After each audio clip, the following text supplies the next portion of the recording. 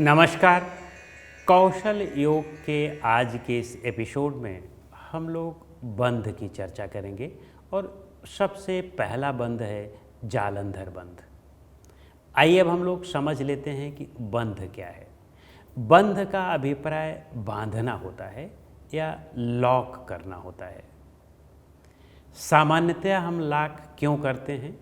क्योंकि हमारे पास कोई बहुत महत्वपूर्ण चीज़ होती है, उस चीज़ को कोई बाहर वाला उठा करके न ले जाए, इसलिए हम अपने घर को लॉक करते हैं या अपनी चीज़ों को लॉक करते हैं। उसी तरह से हमें अपने आप में लॉक करना है, अपनी शरीर में लॉक करना है। शरीर में हम क्यों लॉक करें? क्योंकि शरीर के अंदर जो हमारी ऊर्जा है, शरीर के अंदर जो हमारी शक्ति है, वह शक्ति नॉर्मली सामान्यतया वह बेजा खर्च हो जाती है और उस बेजा खर्च को हमें रोकना है। उस रोकने के लिए जो हम क्रिया करते हैं उसे हम लॉक कहते हैं या बंध कहते हैं। यानी अपनी चेतना के, अपनी शक्ति के, अपनी चेतना शक्ति के डाइवर्जन को हम रोक लेते हैं और उस रोकने की क्रिया को ही हम बंध कहते हैं। तो सबसे पहला बंध है जालंधर बंध। जालंधर बंध बहुत महत्वपूर्ण बंध है क्योंकि यह हमारे थायराइड और पैराथायराइड ग्लैंड से संबंधित है और यह हमारे विशुद्धि चक्र से संबंधित है। तो हम लोग आइए अब पहले इसके अभ्यास की विधि देख लेते हैं। होता क्या है कि हमारे अंदर 3 प्रकार की ग्रंथियां पाई जाती हैं।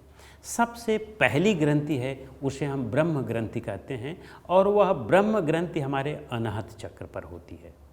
फिर उसके बाद विष्णु ग्रंथि होती है जो हमारे विशुद्धि चक्र पर होती है। इस बंध से हम अपने उस ग्रंथि को तोड़ते हैं, भेदते हैं और अपनी जो हमारी चेतना की शक्ति है, जो ऊर्जा है, जो मेटाबॉलिक सिस्टम है, उस पर हम कंट्रोल करते हैं। इसीलिए इसको जालंधर बंध कहते हैं और जालंधर बंध में यही हमें लाभ मिलता है। लेकिन ये ध्यान रखें कि यह भी एक प्राणायाम ही है, लेकिन ये प्राणायाम का सबसे एडवांस्ड पार्ट है, सबसे एडवांस्ड भाग है, इसीलिए इसको मुद्रा की भी श्रेणी में गिना जाता है। तो आइए अब हम लोग देख लेते हैं कि कैसे इसका अभ्यास करते हैं। जालंधर बंध या किसी भी बंध का अभ्यास हमेशा या तो सिद्धासन में करें या तो पद्मासन में करें। तो आइए आज हम इसको पद्मासन में करके देखते हैं। पद्मासन में हम इस तरह से बैठ जाते हैं। जब तक आपका सिद्धासन या पद्मासन न लगने लगे तब तक आप बंध का अभ्यास कदापि नहीं करें, क्योंकि इसी में हमें स्थिरता मिलती है, इसी में हमारे पैर भी स्थिर होते हैं और इसी में हमारा हाथ भी स्थिर होता है और इसी में हमारा शरीर पूरी स्थिरता को प्राप्त होता है। तो इसलिए हम इस आसन में बैठ जाएं और इस आसन में दक्षता हो जाए तभी बैठें, पहली बात। दूसरी बात, जो महत्वपूर्ण चीज़ है कि आपको अब कुंभक में भी दक्षता हो तभी आप इसका अभ्यास करेंगे। इसीलिए प्राणायाम का बड़ा एडवांस्ड रूप है। जब आपको कुंभक में दक्षता नहीं है तब तक आप इसका अभ्यास नहीं करेंगे। और दोनों कुंभक में, अंतर कुंभक और बहिर्कुंभक में, तो सबसे पहले हमें अंतर कुंभक में दक्षता प्राप्त करनी होती है क्योंकि वो थोड़ा सरल है बहिर्कुंभक की अपेक्षाकृत। और जब इसमें दक्षता हो जाए तो फिर बहिर्कुंभक में दक्षता प्राप्त करें। जब उसमें भी दक्षता हो जाए अच्छी तरह से, तब फिर आप जालंधर बंध का अभ्यास करेंगे। तो आइए अब हम लोग देख लेते हैं। इसमें 3 स्टेप होते हैं।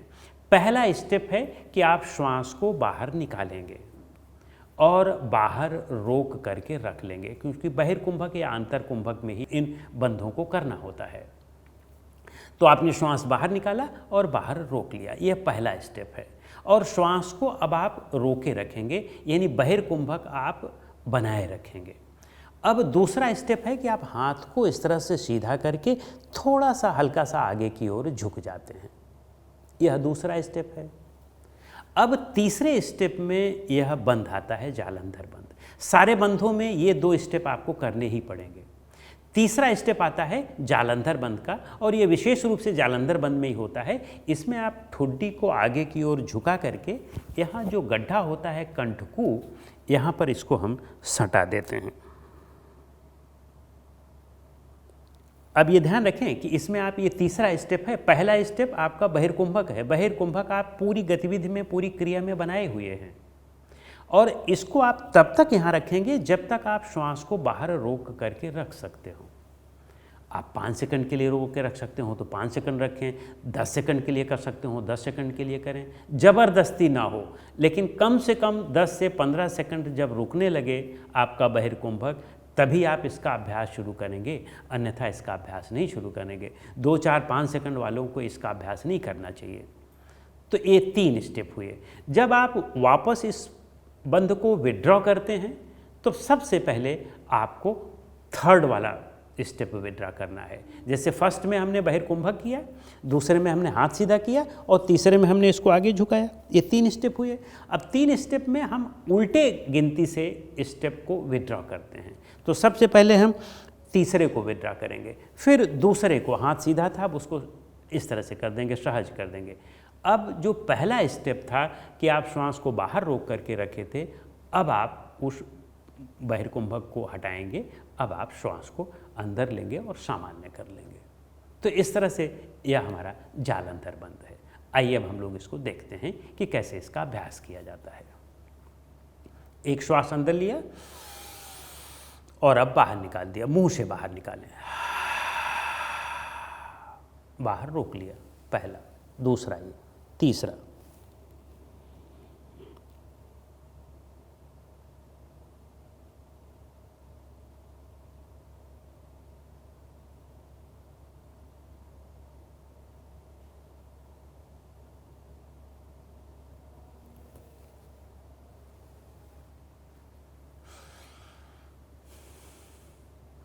पूरी प्रक्रिया के दौरान श्वास को बाहर रोक करके रखना है।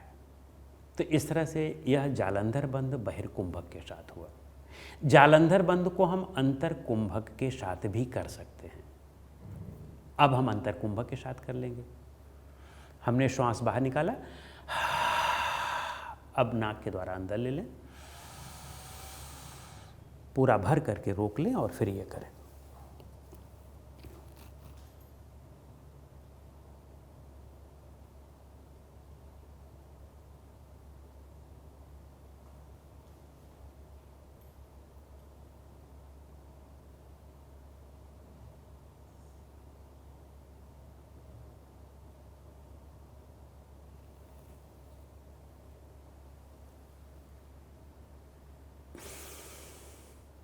तो इस तरह से इसमें अब हम श्वास बाहर निकाल देंगे।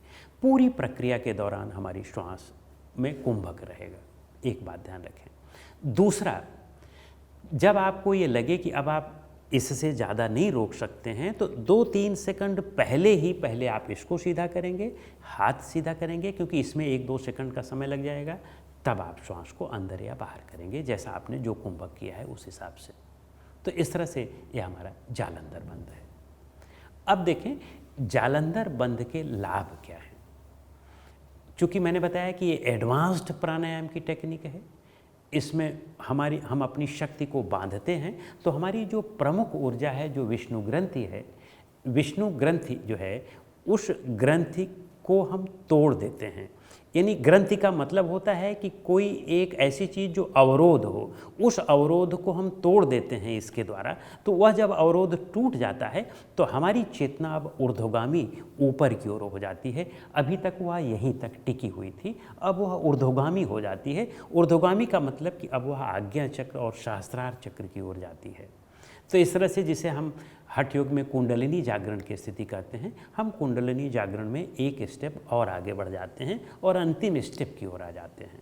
तो इस तरह से महत्वपूर्ण लाभ तो यह है।